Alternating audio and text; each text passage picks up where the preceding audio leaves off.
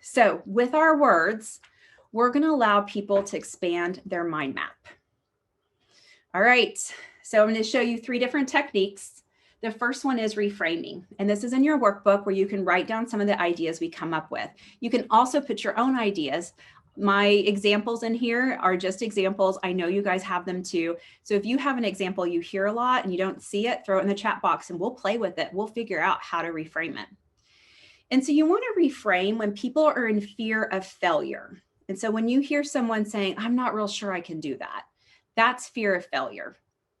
And fear of failure can sound different for different people.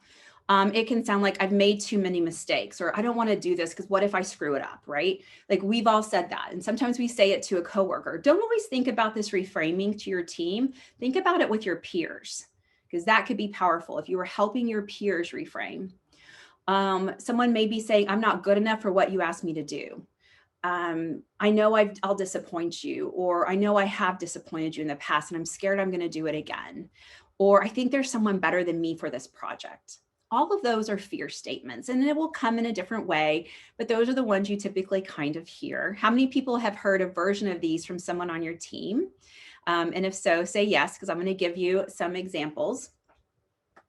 So I made too many mistakes, or I kind of screwed this up. Lisa, building confidence reduces fear. Absolutely. But to build confidence, we have to first reduce the fear. You're absolutely right. So if someone says something of that to you, you could say, well, let's talk about what you learned from your mistakes, because you don't learn until you try it. So what have you learned? So again, asking someone what they learned helps them reduce their fear, build confidence, just like Lisa said. The mistakes seem to be less than they were in the beginning. Tell me how you're learning. And you can, again, truth tell. We've talked about this. I've made a lot of mistakes. You have, but I see that you're getting better. So tell me what you're doing that's creating a better output so that we can do more of that. Again, you're inviting them to innovate. You're not punishing them for learning a new skill. I'm not good enough for what you've asked me to do.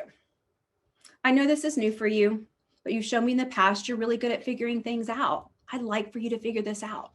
I think you can do it. You've proven to me time and time again, when I give you something and you think, I don't know how to do it, 3 months later, you figured it out. You've got evidence. You can do it this time. You know, what about you allows you to figure it out? What can you bring into this situation?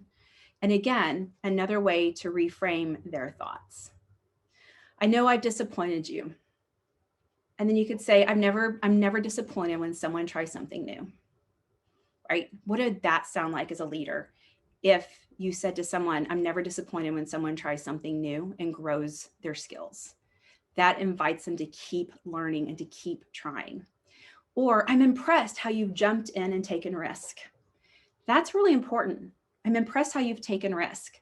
You're giving them permission to innovate. Because remember, failure and innovation, if it's okay to fail, it's okay to innovate. If it's not okay to fail, it is definitely not okay to innovate, right? How many people have heard Elon Musk talk about how much he loves crashing rockets? Because he learns. When he crashes a rocket, he learns.